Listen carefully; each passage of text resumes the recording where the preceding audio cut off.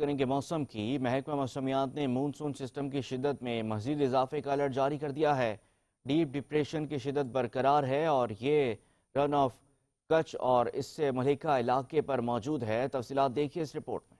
محکمہ موسمیات نے مونسون سسٹم کی شدت میں اضافے کا الرٹ جاری کر دیا ہے۔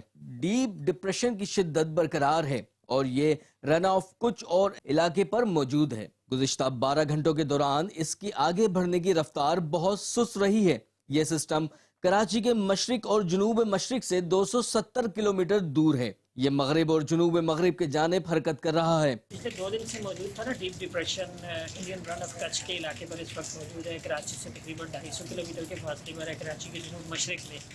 ابھی تک تو خشکی پر تھا یہ سسٹم، تو پچھلے 2 دن سے بہت سلو موونگ سسٹم ہے اور اس طرح سے ظاہر ہے اس نے بہرحال اپنی انٹینسٹی برقرار رکھی ہوئی ہے۔ آج دیر رات یا کل صبح شمال مشرقی بحری عرب میں داخل ہو سکتا ہے۔ سازگار موسمی حالات کے باعث یہ سائیکلونک اسٹارم بن سکتا ہے۔